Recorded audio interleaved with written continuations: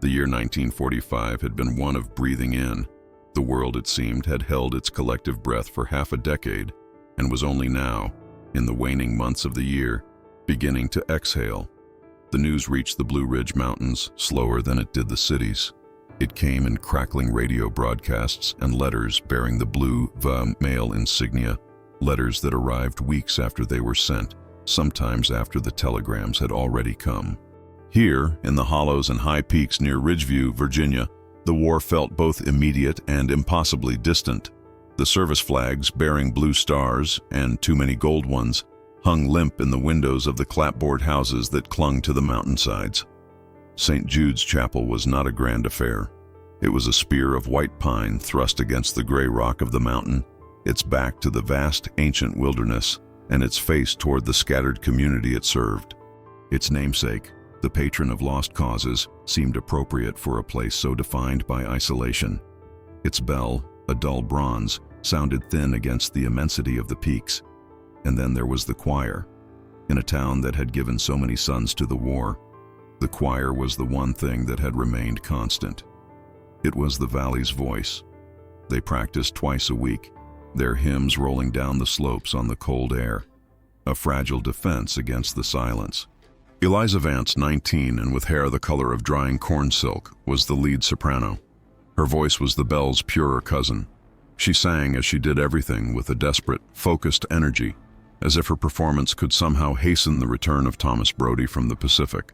His last letter, dated August, spoke of Okinawa and a weariness that frightened her more than any description of combat. On this Tuesday in late November, the choir was practicing for the Christmas Eve vigil. The air inside St. Jude's was frigid, smelling of pine resin from the rafters and the faint metallic tang of the old potbelly stove, which struggled to heat the nave. There were 12 of them. Mr. Abernathy, the choirmaster, a man whose spine was as rigid as his theology. The Gentry twins, Mary and Martha, barely 16 and huddled together for warmth.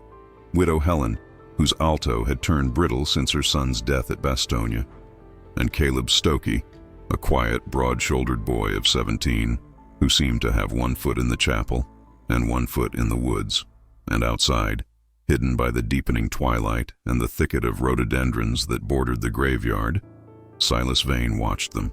Silas was the gravedigger. That was his title, but it was not the whole of his job. His family had tended this land long before St. Jude's was built in the 1880s. They had tended the earth when it was only rock and root. He lived in a small, windowless cabin built of reclaimed timber, nestled so far back in the trees it seemed more a part of the geology than an intrusion upon it. He was a tall, gaunt man, wrapped in layers of wool and canvas, his face obscured by a grizzled beard and the shadow of his hat. The town of Ridgeview had two opinions of Silas. The first, the public one, was that he was a simple, grieving man. His wife and infant son had been taken by the influenza back in 18, and he had turned peculiar since, preferring the company of the dead to the living. The second, the one spoken in whispers over clotheslines and in the general store, was that Silas Vane knew more about the mountain than was proper for a Christian.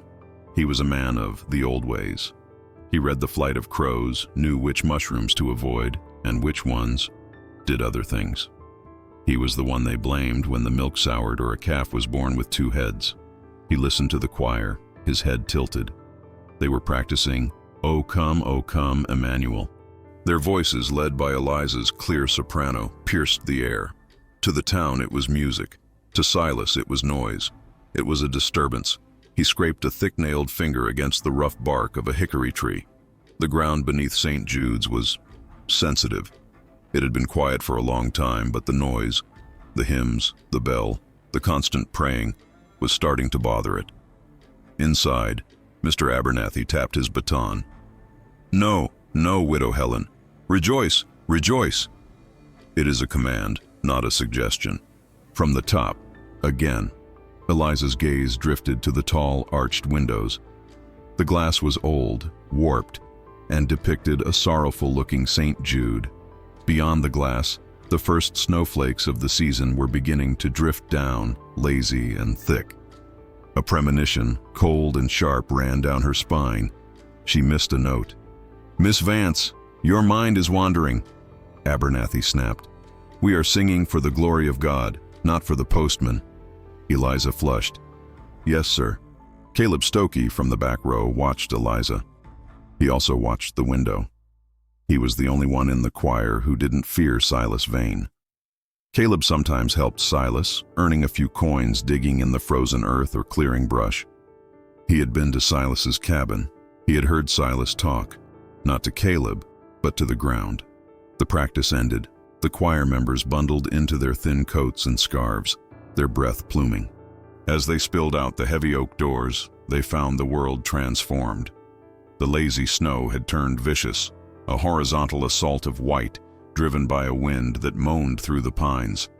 The path back to town was already disappearing, and Silas Vane was there, standing by the lich gate, holding not a lantern, but a shovel, rested on his shoulder like a rifle. He didn't look at the choir. He looked at Mr. Abernathy. "Wind's turnin'," Silas said. His voice was like dry leaves skittering on stone. "It's a hollow wind. Carries trouble. You best not be on the mountain path tonight. The snow's loading the branches. Widowmakers."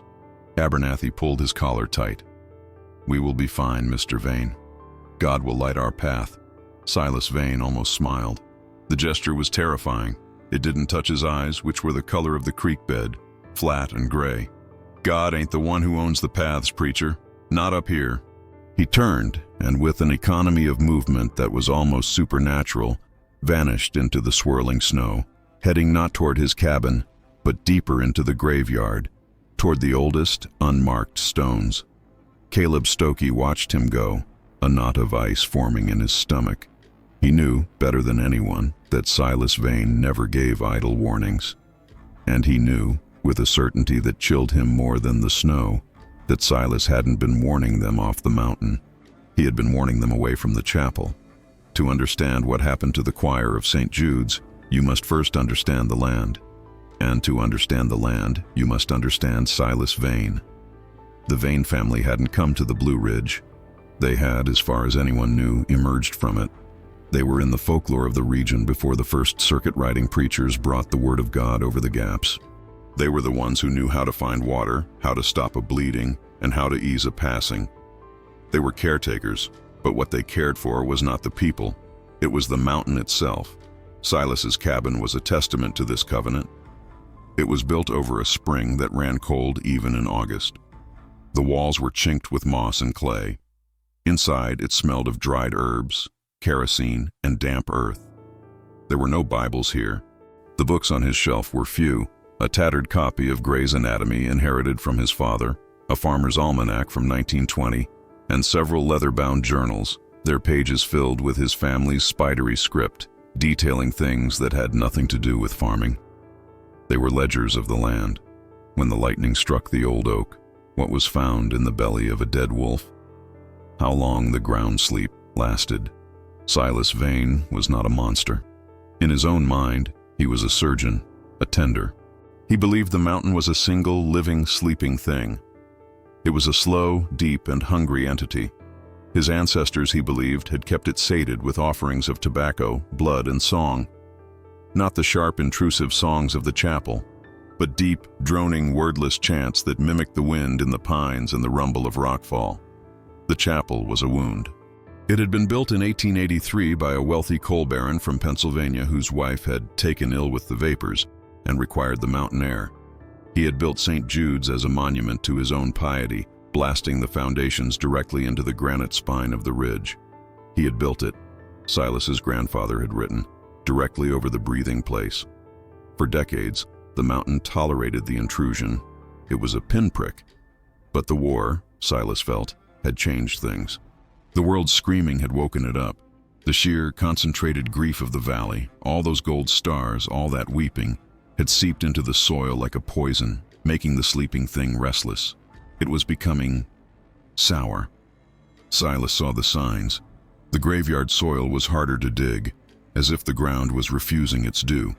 The crows had stopped roosting in the bell tower, and most terrifyingly, he had begun to hear it again. On quiet nights when the moon was down, Silas would walk the graveyard, laying his ear against the cold, iron-laced soil. He would hear it, far below, a low, resonant hum, a shifting, as of a great weight, a sound like 1,000 voices whispering in a language that had no words. It was the ground song, and it was a song of hunger. The choir, in Silas's estimation, was the problem. Their music, so high and clear, was an irritation. It was, to his mind, like someone shouting in a sick room. Eliza Vance's soprano, in particular, was like a needle. It lanced the quiet and agitated the dark. He had tried to warn them. He had left offerings, a dead fox on the chapel steps, a string of crow feathers tied to the lich gate. But the pious folk of Ridgeview had simply cleared them away, sprinkling holy water and blaming local mischief. Now, as the snow thickened, Silas sat in his cabin, nursing a cup of chicory coffee. He was not a man given to panic, but he was gripped by a cold certainty. The snow was an answer. The mountain was closing the paths, isolating the chapel. It was making a choice. He looked at the journals. His great-grandfather had written of the long winter of 1847, when a similar restlessness had seized the ridge. The entry was stark. The earth demands a tithe. It prefers the songbirds. A voice for a voice. It must be given, or it will be taken. Silas Vane had loved his wife, Sarah, with a quiet, desperate intensity. When the influenza took her and their boy, he had dug their graves himself, his tears freezing on his cheeks. He had sat by their mounds for a week, waiting. He had listened. The ground took them, and there was no echo. They were his. The mountain had not claimed them. But these people, the choir, they were not his. They were Abernathy's. They were God's. And Silas believed God had no jurisdiction this high up the mountain. He finished his chicory and stood. He pulled his thickest wool coat on and picked up his lantern. He knew what the mountain wanted. He knew what the long winter entry meant. A voice for a voice. The legend that would later be told in Ridgeview was that Silas Vane, driven mad by loneliness and the blizzard, had lured the choir into the woods to perish. The legend was a kindness. It gave the town a human monster, a motive they could understand. Insanity. The truth was that Silas Vane was perfectly sane. He was not a madman. He was a priest. And as he stepped out into the blizzard, shovel in hand, he was going not to commit a murder, but to perform a sacrifice. The choir of St. Jude's chapel was going to be the tithe.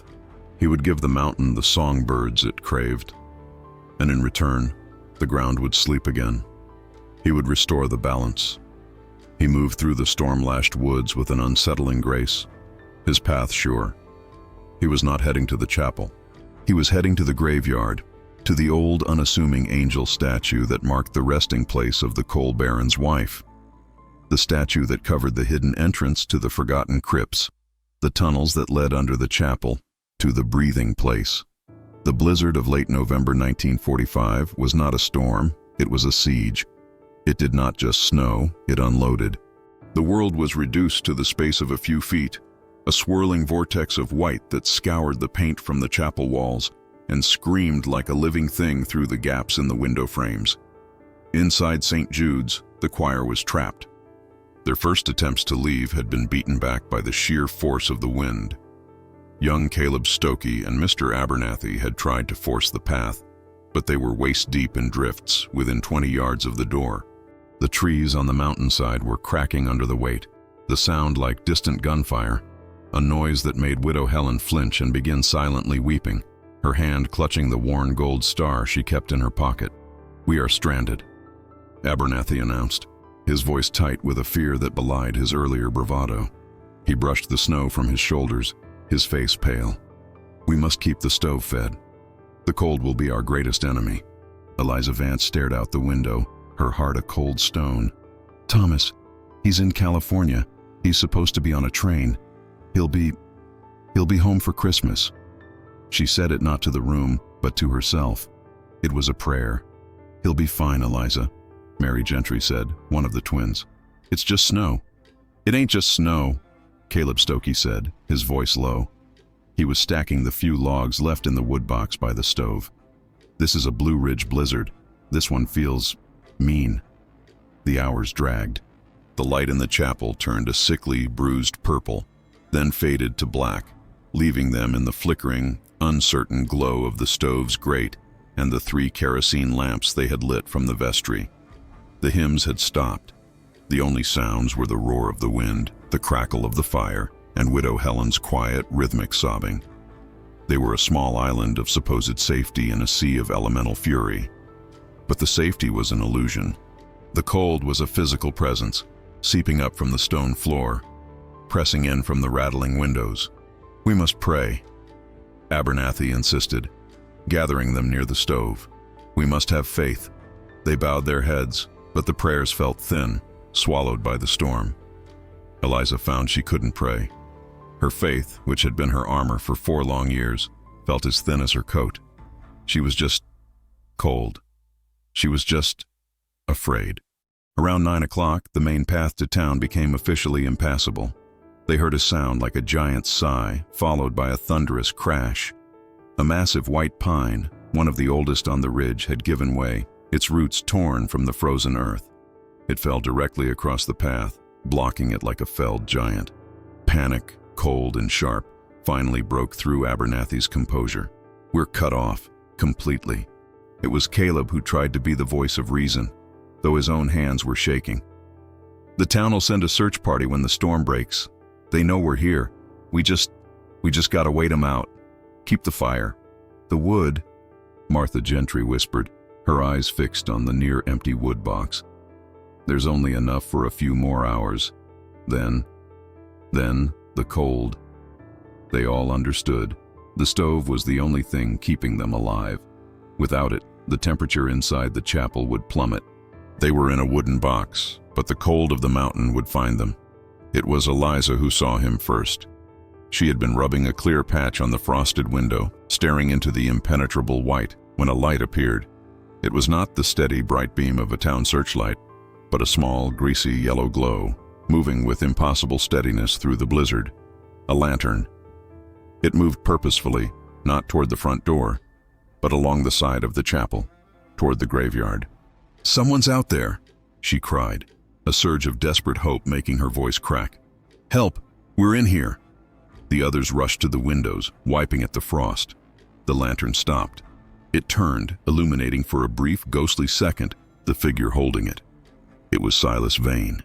He was not struggling against the storm. He seemed to be part of it, the snow parting for him, the wind seeming to quiet in his presence. He stood by the lich gate, the lantern held high, and simply watched them. "It's the Gravedigger," Abernathy said, his voice a mix of relief and disgust. "Vane. Vane. We are trapped. The path is blocked." Silas did not move. He just stared at the chapel, the lantern light catching the snowflakes and making it seem as if he were surrounded by a swarm of glittering, cold insects. "He can't hear you over the wind," Caleb shouted. He grabbed his coat. "I'll go to him. He knows things. He'll know a way." "Don't be a fool, boy." Abernathy grabbed his arm. "You'll be lost in 10 feet. He's right there," Caleb insisted, pulling free. "He knows the mountain. He'll get us out." Before anyone could stop him, Caleb wrenched open the heavy oak door. The wind tore it from his grasp, slamming it back against the wall with a crack. Snow and ice flooded the vestibule, extinguishing one of the lamps instantly, plunging the back of the chapel into darkness. Caleb lowered his head and plunged into the white. The choir watched from the doorway as Caleb, a dark shape, fought his way toward the light. They saw him reach Silas. They saw them talk, their heads bent together against the howl of the wind. The conversation was invisible, unknowable. After a moment that stretched for an eternity, the two figures turned. The lantern began to move, not toward the blocked path, but back, deeper into the graveyard. Caleb, after a hesitant pause, followed him. Then, Caleb turned and waved, a desperate summoning gesture. "What is he doing?" Eliza whispered, her breath catching. "He's found a way," Abernathy said, sudden, desperate optimism in his voice. "Vane knows another path. Come, quickly, bring the other lamps." They grabbed their coats, their hymn books, their purses. Widow Helen was helped to her feet. The Gentry twins clung to each other. In their haste, no one thought to question why the Gravedigger was leading them through the cemetery in the middle of a blizzard. No one, except Eliza. She paused at the door, looking back at the relative warmth of the stove, the open hymnal on the organ, the sorrowful face of St. Jude in the window. "Eliza, come on!" Mary Gentry called, her voice already thin and snatched by the wind. Eliza pulled her scarf tight, took a deep breath of the pine and kerosene-scented air, and stepped out into the storm, following the others toward the single dancing light of the gravedigger's lantern. The legend, the one that would be whispered in Ridgeview for the next 50 years, began at this moment. It was a story born of desperation and sculpted by the blizzard. The legend stated that the choir, mad with cold, followed Silas Vane into the woods, believing he knew a shortcut.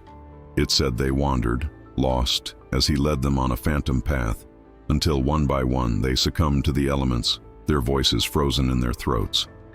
The legend said Silas returned to his cabin, alone, and that the search party, days later, found only the empty chapel, the stove cold, and a single hymnal left open on the organ to number 32, O come, Emmanuel. This legend was wrong. They were not lost in the woods. They did not freeze in the snow. The truth began in the graveyard. Fighting the blizzard was like walking into a solid wall. The snow was blinding, stinging, and the wind stole their breath. Silas Vane, his back to them, was a dark pillar leading them on. He moved without hesitation, past the newer graves, past the iron-fenced plots of the town's founders, to the oldest part of the cemetery. Here the stones were nubs of granite, their names and dates erased by a century of wind and ice. He stopped at a large, ornate, and frankly ugly angel statue, dedicated to the coal baron's wife, a woman who had famously hated the mountains. The angel's face was tilted down, its expression one of cloying, false pity. "The main path is gone." Silas Vane's voice cut through the wind. He didn't shout. The wind just seemed to part around his words. "The ridge is blocked. The town's unreachable." "Then what are we doing, man?" Abernathy demanded, huddling behind a tombstone. "We must go back to the chapel. We'll burn the pews. Won't last till dawn," Silas said. "The cold'll take you before the fire does." He held his lantern up to the angel statue. "But there is another way, an older way, a shortcut, through the hill." Eliza looked at Caleb. The young man's face was white, but not from the cold. He was staring at the angel statue with a look of pure, primal terror. "Silas." "No," Caleb whispered, so low only Eliza could hear him. You ain't. What is it, Caleb?" Eliza grabbed his arm. "What shortcut?" "The old crypts," Caleb stammered. "The ones that ain't part of the church. The ones he told me to stay away from." "Crypts?" Widow Helen shrieked, her voice cracking. "He wants to take us through the tombs?" "It's a tunnel, woman," Silas snapped. "Built by the Baron. He didn't like walking in the rain. It connects the chapel cellar to his old house. It's dry. It's out of the wind. It'll get you off the mountain." This was a lie. A brilliant, calculated lie. There was no tunnel to the Baron's house. But it was a plausible lie. The eccentricities of the wealthy were well known. Abernathy, a man who feared the dark but feared the cold more, hesitated. The chapel behind them was already a fading ghost, its windows dark. The cold was biting through his suit. Is it safe?" Abernathy asked. "Safer than this," Silas replied. He turned his back on them and kicked at the base of the statue. There was a grate obscured by snow and dead vines. He used the blade of his shovel, fitting it into a hidden slot and prying. With a groan of rusted metal, a section of the stone at the angel's base shifted, revealing a dark, square opening. A wave of air escaped the opening, and it was the most horrifying thing Eliza had ever experienced. It was not cold, like the blizzard. It was damp. It smelled of wet rock, of rust, and of something else. Something thick and organic, like spoiled mushrooms and old cellars. "The air is foul," Abernathy recoiled. "It's just stale," Silas said, unmoved. He lit a second lantern he had hidden in the crypt's entrance and handed it to Caleb. "It's dry. It'll get you below the storm. You follow the main tunnel. It'll take you right to the chapel cellar. You can wait out the storm there by the furnace." This, too, was a lie. There was no furnace in the cellar of St. Jude's, only a small, damp room for storing wine and candles. But they were too cold, too frightened, and too desperate to question the logic. "I'll go first," Silas said. "Caleb, you come behind me. The rest of you, stay between us. Hold on to each other. The steps are steep." He swung his legs into the darkness and disappeared. One by one, the choir of St. Jude's followed. Mary and Martha Gentry, their faces identical masks of terror. Widow Helen, muttering a frantic Lord's Prayer. Mr. Abernathy, his dignity gone, scrambling on his hands and knees. Eliza hesitated. She looked at Caleb. "Caleb, you know this place. Is he telling the truth?" Caleb Stokey wouldn't meet her eyes. He just stared at the black opening, his knuckles white on the lantern's handle. He said it's a shortcut, Eliza. That's all. A shortcut. Then why are you shaking? "Because he's the Gravedigger," Caleb whispered, "and he's taken us underground." But the wind gave a final vicious roar, shoving Eliza from behind, as if the mountain itself were impatient. She stumbled, fell to her knees, and scrambled into the opening to escape the ice. Caleb, with one last terrified look at the swirling white sky, pulled the grate closed behind him. It shut with a dull, metallic clang that was swallowed by the storm. The legend said they were lost in the snow, but the search party, days later, would find no tracks leading from the graveyard. They found the chapel cold and empty. They found the hymnal open on the organ. The wind, which had blasted through the open door Caleb had left, had riffled the pages, leaving it open to that one damning hymn. The town, faced with an empty chapel, an impassable storm, and a missing choir, would create the legend of the blizzard. It was easier than believing the truth that 12 people had walked into the earth and vanished, leaving behind only the open hymnal, a silent testament to the song they were meant to sing. The transition from the world above to the world below was absolute. One moment, they were in a symphony of chaos. The screaming wind, the bite of ice, the blinding white. The next, they were in a vacuum. The silence was the first thing that hit them. It was a thick, pressurized silence that pushed against their eardrums. The only sounds were their own ragged breaths, the scrape of their shoes on wet stone, and the drip, drip, drip of water echoing from somewhere in the oppressive darkness ahead. The smell, now that they were fully immersed in it, was overwhelming. It was the smell of a forgotten place. Not the clean mineral scent of a cave, but the sour, complex odor of decay. Mildew, wet fur, rust, and that same underlying note of spoiled fungal growth. "Hold the lamp high, Caleb." Silas's voice came from the front, unnervingly calm. "Watch your step." They were on a narrow, winding staircase carved from the rock itself. The walls were slick with a black, greasy moisture that shimmered in the lantern light. The air was heavy, humid, and surprisingly warm. Not warm like a fire, but the close, sickening warmth of a reptile house. I can't breathe," Martha Gentry whimpered, clutching her sister. "It's just close air," Abernathy said, his own voice trembling. Keep moving. We must be near the chapel cellar." They descended for what felt like an impossible time. The chapel wasn't that high on the ridge. The steps were uneven, treacherous, and seemed to be leading them not under the chapel, but deeper into the mountain's core. "Silas," Caleb called out, his voice cracking. "These ain't the Baron's tunnels." "I've been in the chapel cellar. This ain't it. This is the old mine." There had been talk of a failed iron mine from before the Civil War, but it was supposed to be a mile down the ridge, long since collapsed. "All tunnels connect, boy," Silas said, not looking back. "The Baron just improved on what was already here. Keep walking." The stairs finally ended, depositing them in a narrow, man-high tunnel. The floor was mud. The walls were no longer carved stone, but rough, jagged rock, braced every few yards by rotting, moss-covered timbers. Here and there, dark, narrow passages branched off into absolute blackness. "Don't wander," Silas warned, his voice echoing strangely. "The mountain's full of holes. Stick to the main path."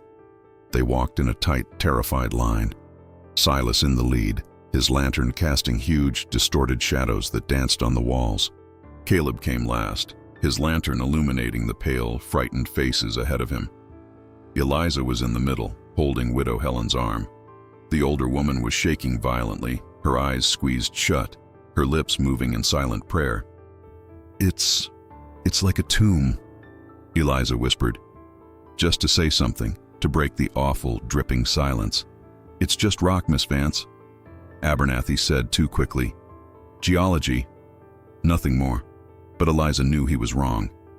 She felt something she couldn't name. A vibration. A low thrumming sensation that she felt not in her ears, but in her bones, through the soles of her shoes. It was like the hum of a massive idling engine buried miles below them. She saw Caleb stop. He held his lantern up, his face ashen. "What is it?" Eliza asked. Caleb pointed. On the wet, muddy floor, just outside the ring of light, was a set of tracks. They were not boot prints.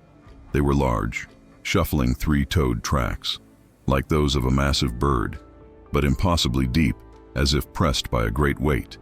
And they were fresh. The water had not yet seeped back into them. "Silas," Caleb's voice was a strained whisper. What made those?" Silas stopped. He turned, his face half in shadow. He looked at the tracks, and his expression was not one of fear. It was one of annoyance. "Rats," he said, his voice flat. "That ain't no rat, Silas." Caleb raised his voice, his terror making him bold. "I seen bobcat, I seen bear. I ain't never seen that." "Cave creatures," Silas said, turning away. "Blind, harmless. They fear the light. Keep moving." But the spell of the shortcut was broken. This was not a tunnel. This was a lair.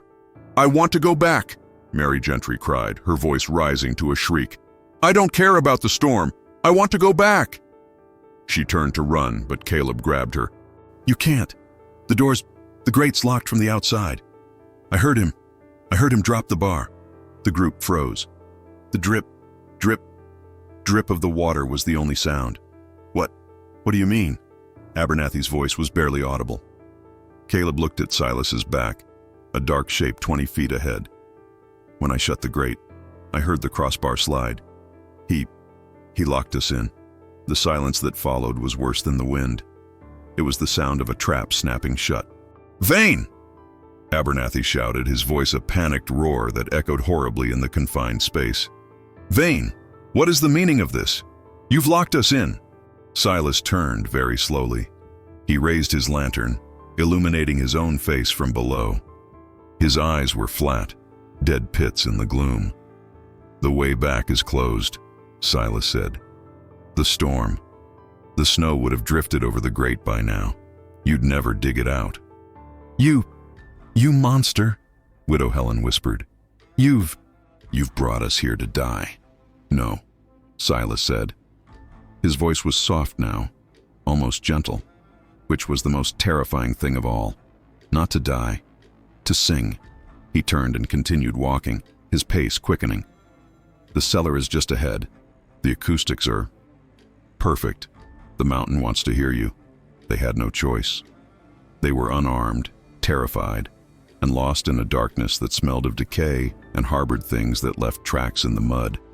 To be left behind without a light was a death sentence. They followed the Gravedigger, no longer participants in an escape, but prisoners in a slow, shuffling death march. The low, thrumming vibration in the rock grew stronger, and Eliza, to her horror, realized it had a rhythm. It felt like a slow, colossal heartbeat. The tunnel began to change. The low, rotting timbers disappeared, and the walls widened dramatically. The rock became smoother, almost polished, and the ceiling rose until their lanterns could barely touch it. They had emerged from the man-made mine shaft into a vast natural cavern. It was immense. The darkness was absolute, and the air was thick with the smell of ozone and the damp metallic tang of the spring water that ran in a deep black channel along one side of the cavern. Where are we?" Abernathy stammered, holding his lamp high. The small flame was dwarfed by the space. "This is the breathing place," Silas said. He stood in the center of the cavern, his arms slightly spread as if welcoming them. "This is the chapel's real foundation." He pointed his lantern upward. High above them, visible through a dark cleft in the rock, they could see the rough-hewn wooden beams of the chapel's cellar, a place no one had ever been, built directly over this chasm. "We are beneath the altar," Silas stated. "You brought us here to what?" Eliza demanded, her fear being eclipsed by a cold, sharp anger. To wait? Where's the way out? He said the mountain wants to hear us. Mary Gentry whimpered, her mind clinging to his last insane words. Silas, this ain't right, Caleb said, planting his feet. He held his lantern in one hand. The other was clenched into a fist. You've been talking crazy for months about the ground being sour, about the singing. This is too far. Silas turned his flat gaze on the boy. Is it, Caleb? You've helped me dig. You've heard the noises. You've seen the soil. It's wrong. The war, the grief. It's poisoned the land. It's woken up. It's hungry. You're mad, Abernathy said, his voice shaking. Utterly insane. Insane? Silas let out a dry, rasping laugh that echoed in the cavern. My family has tended this ridge for 200 years. We kept the balance. We knew what it needed. He stepped closer to Abernathy, his shadow swallowing the choirmaster. And then you came, with your book and your bell. You built this wound on its back and you started shouting at it. Your hymns, your sharp, pious noises. You're like children banging on a sleeping bear's cage. He gestured around the cavern. It's restless. It's in pain. And when it gets like this, it sours the world above. It brings the blizzards. It brings the sickness. It brings the accidents. It needs to be soothed. And we're supposed to soothe it? Eliza asked, her mind racing. This was not a rescue. This was not a shortcut. This was a ritual. My great-grandfather wrote of it, Silas said, his voice taking on the cadence of a preacher. He called them the ground singers. The old ones, the ones who came before my family, they understood. The mountain gives. It gives water, it gives wood, it gives shelter, but it demands a tithe. It demands a voice, a human voice, to sing it back to sleep. He looked at the choir, at the 12 of them, his eyes lingering on Eliza. It prefers the songbirds, he quoted, his voice a near whisper. The full, horrific implication settled on the group. No, Widow Helen whispered, sinking to her knees. No, God, no. He's a heathen. He's a devil worshiper. I worship the balance, woman, Silas snapped. I worship the rock that'll still be here when your chapel is dust. It needs a song, a pure song, a long song, a song of life given to the earth to pay the debt. You're going to leave us here? Abernathy's face was slick with a sudden, horrible understanding. No, Silas said. I'm going to offer you. This was the darker truth. The legend would say he led them into the snow to die of cold. The truth was he had brought them to a pre-Christian altar, to this damp, dark cavern, to be a sacrifice. Caleb Stokey reacted first. He was a boy of the mountain, and he understood the finality in Silas's voice. He didn't shout. He didn't argue. He lunged. He dropped his lantern. It hissed and died in the mud, and charged Silas, his fists raised. Run! He screamed at Eliza. Run! But there was nowhere to run. Caleb was strong, fueled by the adrenaline of pure terror. But Silas Vane was a man made of sinew and earth. He had been digging graves in frozen ground for 30 years. He moved with a speed that belied his gaunt frame. He didn't try to fight Caleb. He simply yielded. As Caleb charged into him, Silas stepped aside, using the boy's own momentum against him, and stuck out a boot. Caleb tripped, sprawling forward. His head struck the rocky floor with a sickening wet crack. He didn't move. He lay still in the mud, his remaining lantern sputtering beside him, casting a weak, dying light. The Gentry twins screamed, a high, piercing sound that rebounded off the cavern walls, multiplying, turning into a chorus of shrieks. Caleb! Eliza rushed forward, dropping to her knees beside him. There was blood in his hair. He was breathing, a shallow, ragged gasp, but he was unconscious. You've killed him, Abernathy shrieked, backing away until he hit the cavern wall. He's stunned, Silas said, retrieving Caleb's lantern before it went out. He now held both lights. He was in control. He'll wake, but you won't. He looked at the small, terrified group. 11 of them now, conscious and one wounded. He's going to murder us," Mary Gentry sobbed, her hands tangled in her sister's hair. "He's going to bury us alive." "Bury? No," Silas said, and the near pity in his voice was the most grotesque thing of all. "That's not the offering. The ground doesn't want your bodies. It wants your voices. It wants your breath." He pointed with his lantern. Across the cavern, there was another tunnel, smaller than the one they had entered. This one was different. It was perfectly round, its walls slick and dark, and it sloped gently down. "That," Silas said, "is the way. The breathing place leads to the singing room. That is where the mountain listens." He raised his shovel. It was not a weapon. It was a tool of office like a bishop's crozier. "Move into the tunnel, all of you." "No!" Abernathy, his piety finally cracking, revealing the terrified man beneath, picked up a rock. "Stay back, Vane. I am a man of God. Your God has no voice here," Silas said. He advanced. Abernathy threw the rock. It clattered harmlessly off the gravedigger's thick coat. Silas did not stop. He swung the flat of the shovel, not at Abernathy's head, but at his knees. The choirmaster crumpled with a cry of pain. One by one, Silas Vane herded the choir of St. Jude's. He prodded them with the shovel, his face impassive. The Gentry twins, Widow Helen, the three other men of the choir, all of them sobbing, stumbling, they were forced into the round, dark tunnel. Eliza was the last, trying to drag the unconscious Caleb with her. "Leave him," Silas ordered. "No, I won't," Eliza screamed, tugging at Caleb's arm. Silas sighed, a sound of deep impatience. He grabbed Caleb by the collar and dragged him, like a sack of feed, into the new tunnel, dumping him on the muddy floor. Then he shoved Eliza in after them. The tunnel was claustrophobic. They were forced to crouch. After 20 feet, it opened into another, smaller chamber. This one was different. It was a perfect dome, perhaps 30 feet across. The air was thick, heavy, and strangely resonant. When Martha Gentry sobbed, the sound didn't echo. It was amplified, as if the room itself were a speaker. "The acoustics," Abernathy whispered in horrified awe, clutching his ruined knee. "They're perfect. The mountain was made for music," Silas said. He stood at the tunnel's entrance, blocking it. He held both lanterns. "This is the singing room. You will stay here. You will sing. And if we don't," Eliza spat, her voice raw with hatred. "Then the air will sour," Silas said. "This room is tight, the air is old, but the mountain is merciful in its way. As long as it hears the music, it will provide. It will send air through the cracks. But if the music stops, the cracks seal. It sleeps.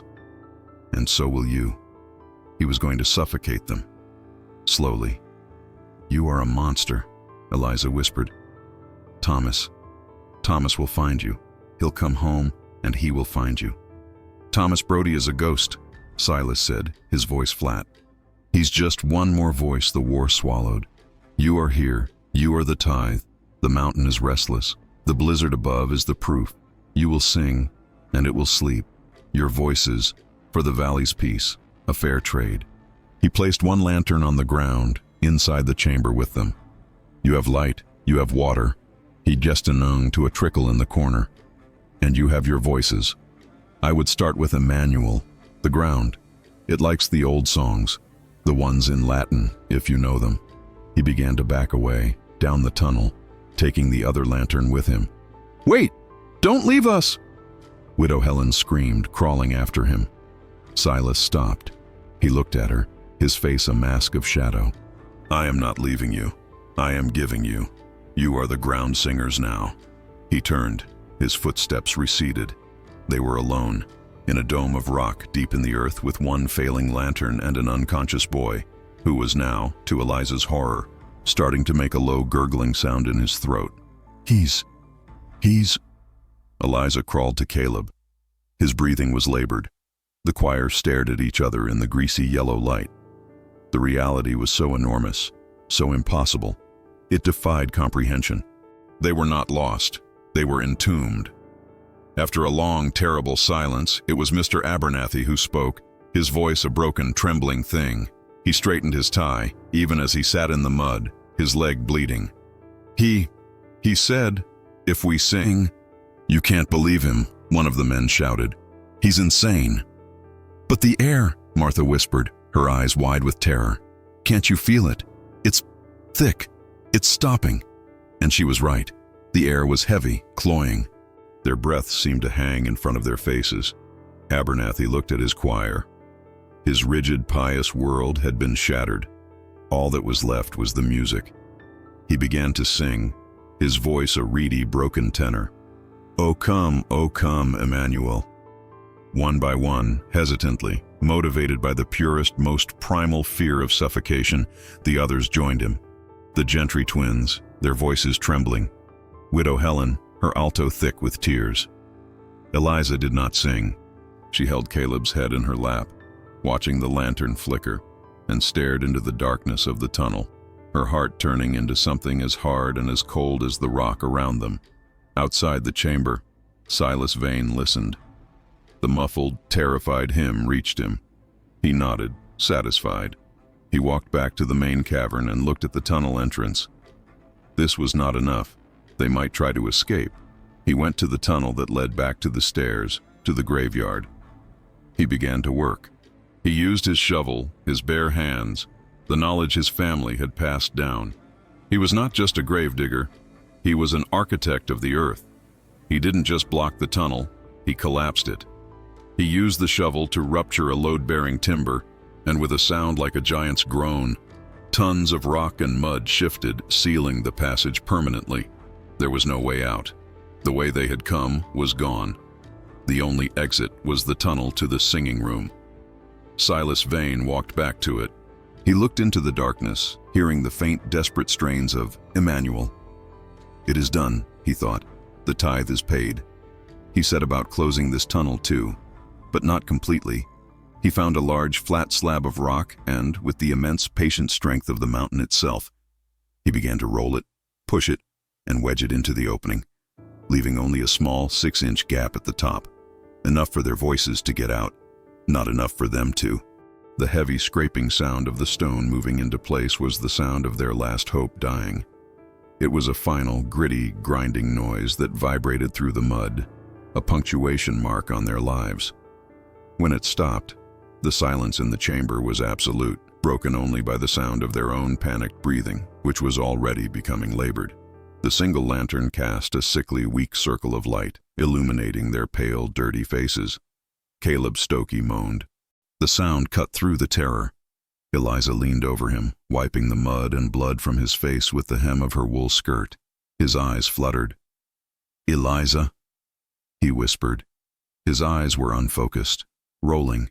"It's dark. Is the storm—" "Hush, Caleb," she whispered, her voice breaking. "Hush. We're in the crypt. He did it," Caleb gasped, a flicker of memory returning. He said he would. He said the ground was angry.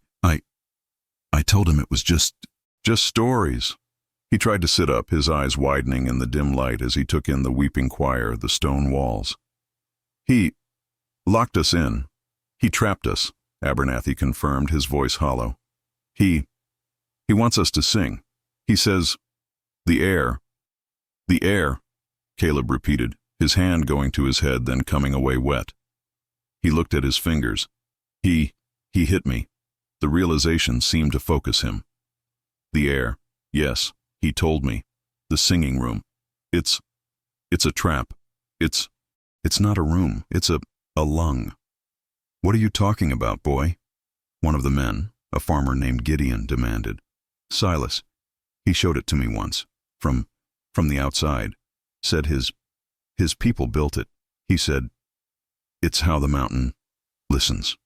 Caleb choked out. "The air. It only comes if the song." He didn't need to finish. The choir, steeped in the Old Testament, understood. They were Jonah. This was the belly of the whale. The song had stopped when the stone scraped. Now, in the silence, the air was already changing. It was heavy, like wet wool, and had a faint metallic taste. He wasn't lying, Martha Gentry gasped, her hands at her throat. I can't catch my breath. It was panic, perhaps. Or perhaps it was the truth. Perhaps the very rock around them was porous, responding to the will of the gravedigger, or to the ancient sleeping thing he served. Sing, Abernathy ordered. His voice was no longer that of a choir master, but of a desperate, drowning man. Sing for your lives. Sing. He started again, his voice raw. Rejoice. Rejoice, Emmanuel. This time, there was no hesitation. This was not a hymn, it was a desperate biological function. They sang. All of them. Even Eliza, holding Caleb's head, her voice thick with hatred and terror. She sang.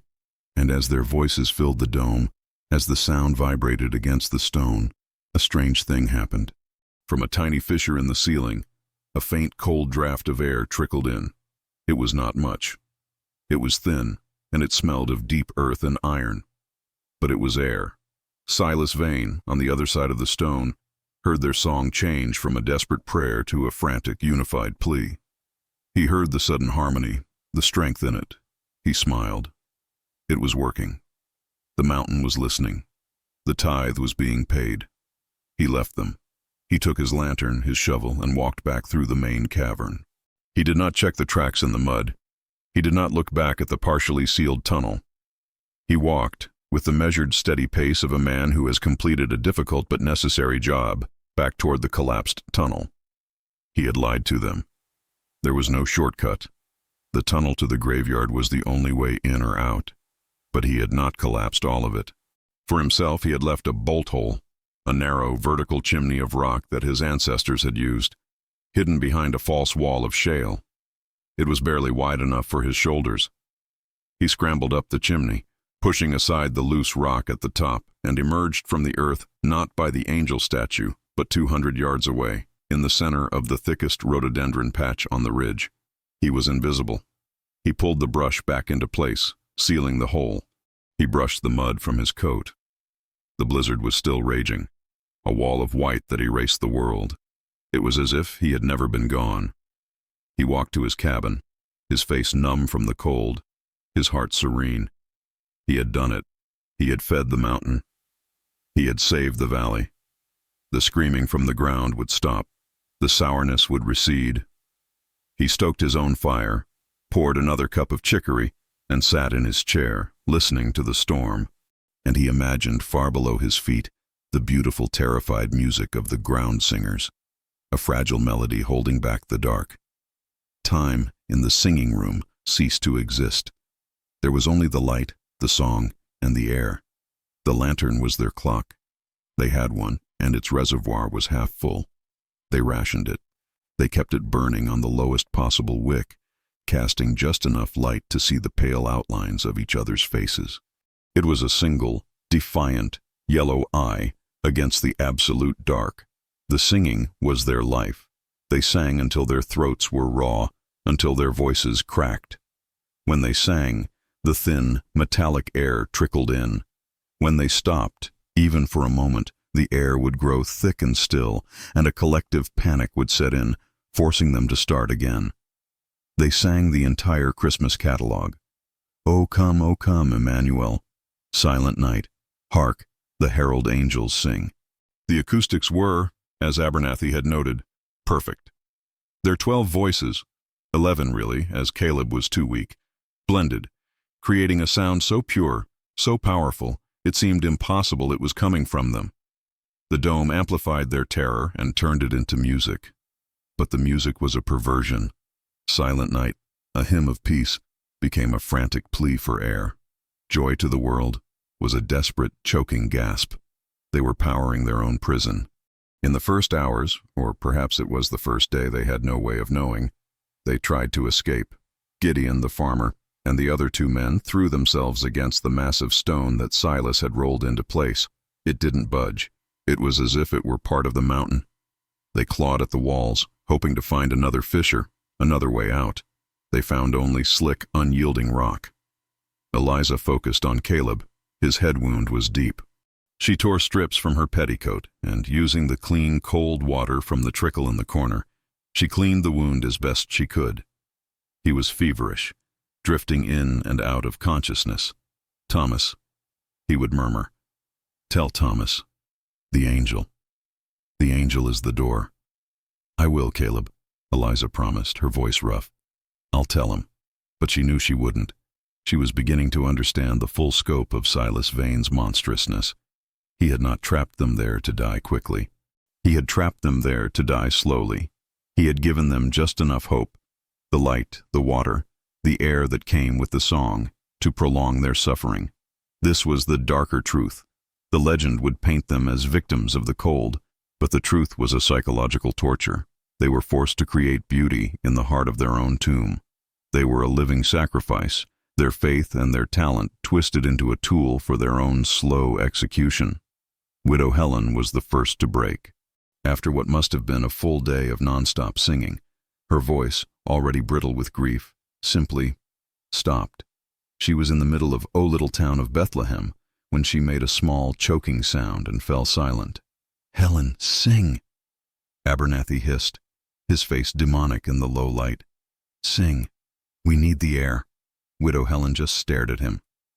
"My boy, David, he died in the snow, at Bastogne. He froze. He is waiting for me. I am done singing." She curled into a ball, her back to the choir, and refused to make another sound. The others sang louder, trying to make up for the lost voice. But her silence was a disease. It was a betrayal. It was an admission of defeat.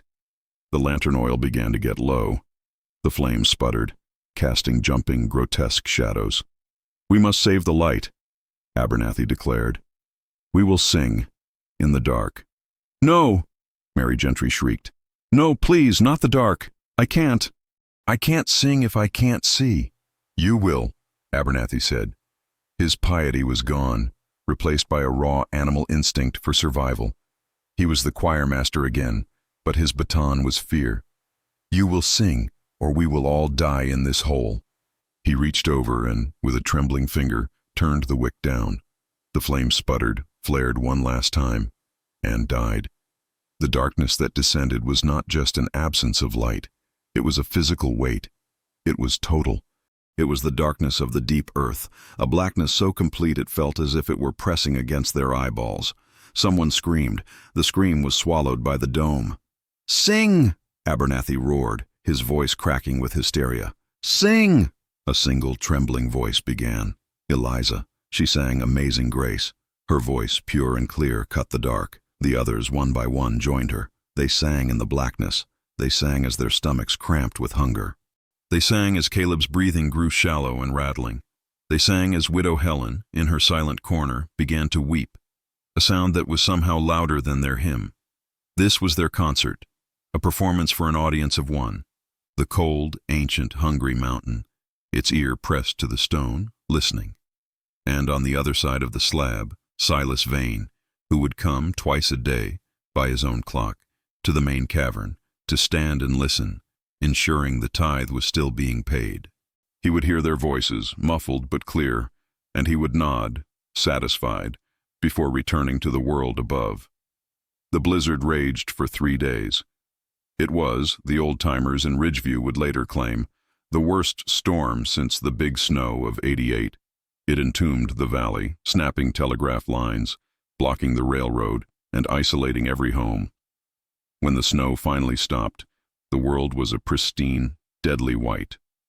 The sun came out, glittering on a landscape that had been transformed.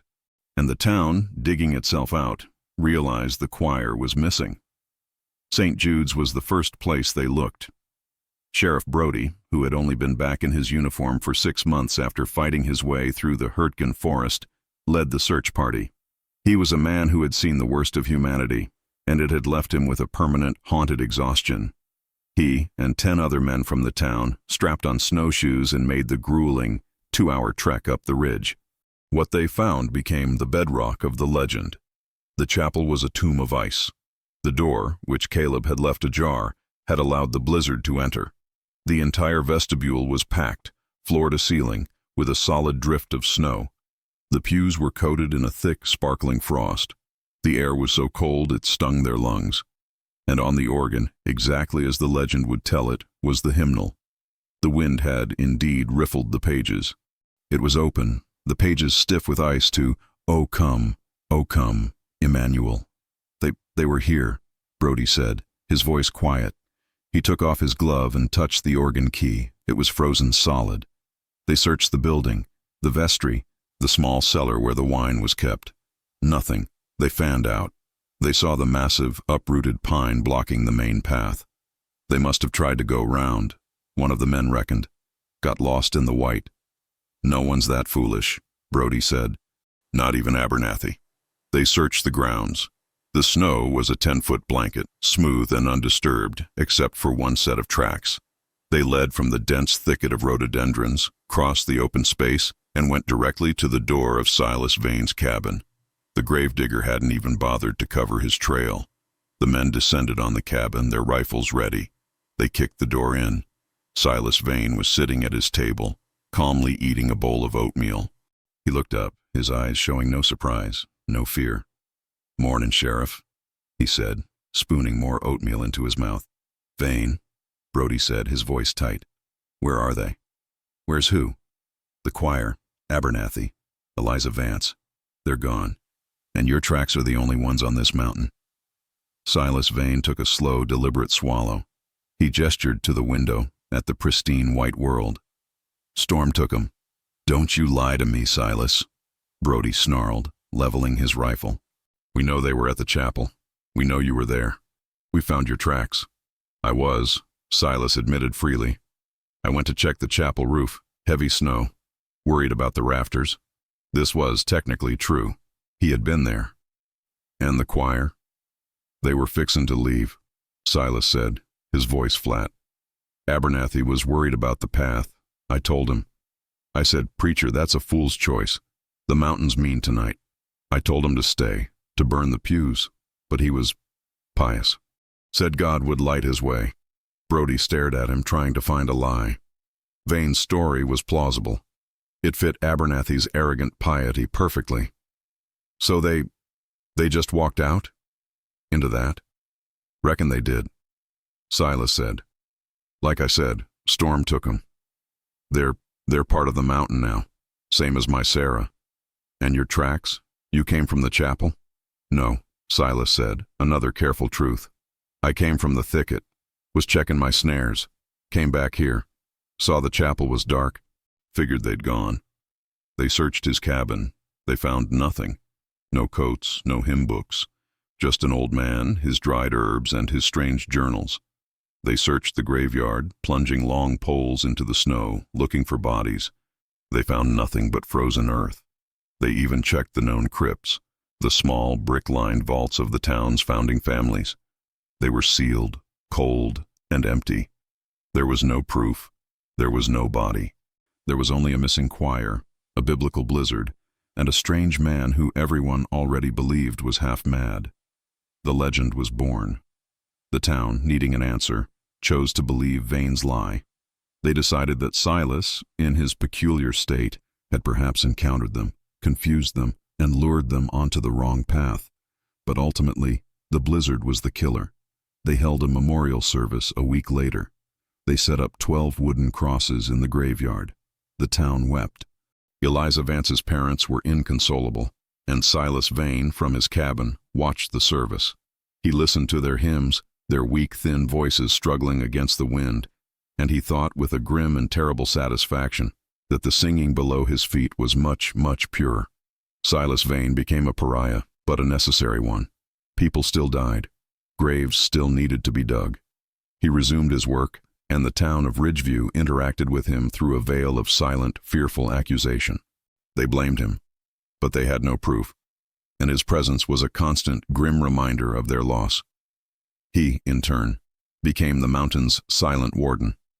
His routine changed.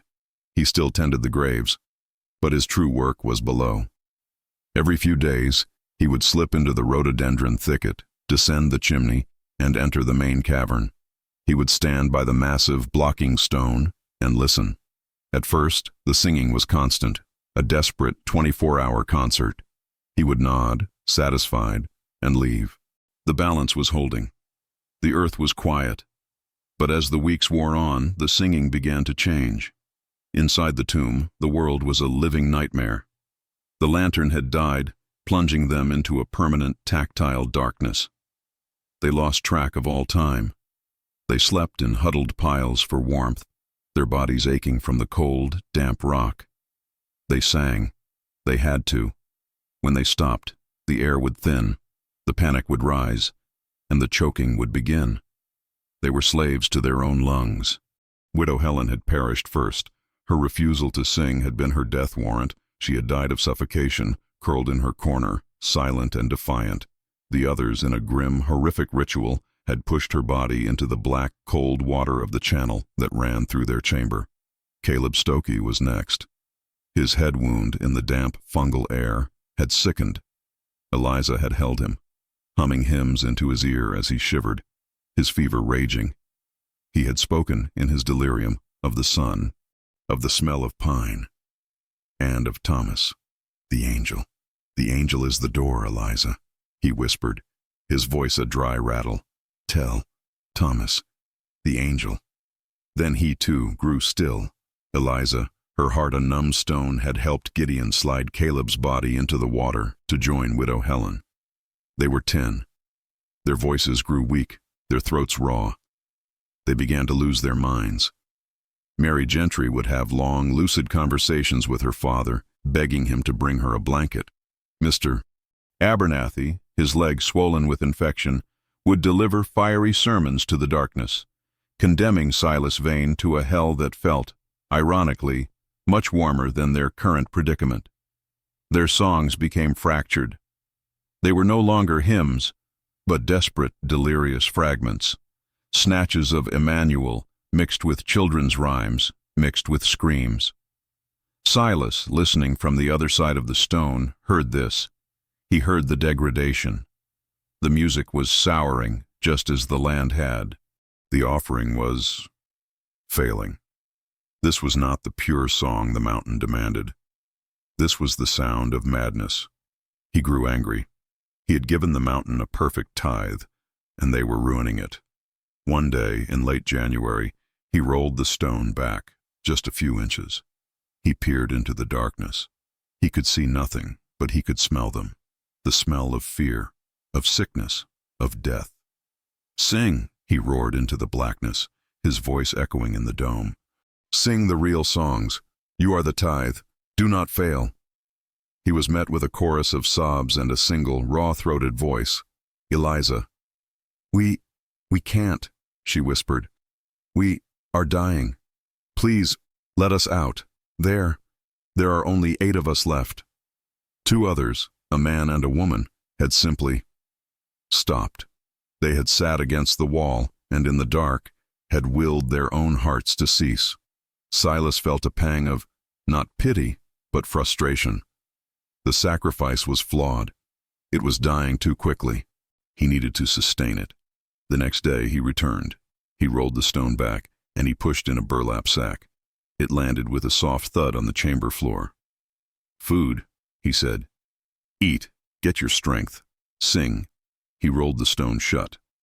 Inside, Eliza and the remaining survivors crawled toward the sack. They tore it open. Inside was a loaf of stale bread, a wedge of hard cheese, and a few dried apples. It was a feast. They tore at it with animal hunger. And so, a new, horrific routine was established. Silas Vane, the gravedigger, became the zookeeper for his own sacrifice. Every few days, he would bring them scraps of food and a new tin of lamp oil, enough to keep them alive, enough to keep them afraid, and enough to keep them singing. He was no longer just a priest. He was a torturer. He was sustaining their lives, drop by drop, for the sole purpose of feeding their voices to the dark. This, more than the initial act, was what the gravedigger did. This was the truth that was darker than any legend. By March 1946, the choir of St. Jude's was a ghost of itself. There were only 6 of them left. The Gentry twins, Mary and Martha, had perished together. They had simply refused to eat the food Silas provided, had curled up together and faded, their voices the last thing to go. The remaining 6 were Eliza, Mr. Abernathy, Gideon, and 3 others. They were skeletal. Their clothes were rags, rotting in the permanent damp. Their minds were gone, shattered into fragments. Abernathy no longer spoke. He sat, his infected leg a swollen, useless thing, and rocked back and forth, humming a single tuneless note over and over. Gideon was a pure, feral animal. He guarded the food when it came, snarling at the others, ensuring he got the largest share. Eliza was different. The horror had burned away her fear, her piety, her hope. All that was left was a core of pure, crystalline hate. She did not sing the hymns. She sang other things. She sang songs of her childhood. She sang the new popular songs she'd heard on the radio before the end. Don't Fence Me In. Sentimental Journey. And she planned. She knew Silas came. She knew the sound of the stone rolling. She knew he listened. She began to work. While the others slept or hummed in their madness, Eliza took the hairpin that had been in her hair since that November night. It was her only tool. She crawled to the wall, near the tunnel entrance, and, in the dark, by feel, she began to scratch. It was slow. The rock was hard, but the shale was softer in patches. She broke the pin, sharpened it on the stone, and continued. Day after day, in the pitch black, she etched her testimony. She didn't write a long story. She didn't have the strength or the time. She wrote the essentials. She wrote for the only person she believed might one day come. She carved his name first, Thomas. Then she carved the truth. He lied. Silas, the angel is the door. He feeds us. He makes us sing. We are in the ground. Her fingers bled. The pin broke a dozen times. But she finished it. She carved her own name at the bottom. Eliza. It was her final act. Her last testament. She had done this in the dark. But one day, after Silas had delivered their rations and a new tin of oil, she lit the lantern. She lit it not for warmth or for comfort, but to see. She held the light up to her carving. It was there, jagged, crude, but legible. She looked at the others huddled in the greasy light. They were no longer the choir. They were not even people. They were things. Things that sang for their supper. Eliza made a decision. She would not be one of them. She had left her mark. She had told the truth. She was done. She stopped singing. The others, too far gone to notice, continued their tuneless humming. Eliza Vance crawled to the corner, near where Caleb had passed, and she lay down. She closed her eyes. She thought of Thomas, not as he was in his letters, weary and afraid, but as he had been in 1941, standing by the creek, the summer sun in his hair, laughing. She held that image in her mind. She thought of the sun, the real sun. When Silas Vane came 2 days later, he heard the singing. But it was weaker. It was only 5 voices, humming like insects. He rolled the stone back and pushed in the bread. "Sing," he commanded. "Sing, or the air stops." There was no reply, just the humming. He peered in, holding his lantern. He saw the huddled shapes, and he saw Eliza, still and pale, in the corner. Her face was peaceful. He felt a surge of rage. She had defied him. She had stopped. He almost went in to make them. But he stopped. No. The mountain didn't care who sang as long as the sound was made. 5 were enough. For now. He rolled the stone shut. He didn't see the scratches on the wall, hidden in the shadows just inside the tunnel. He just heard the fading, maddening hum of the last of the choir, a sound that would continue incredibly for another month before it, too, finally, went silent.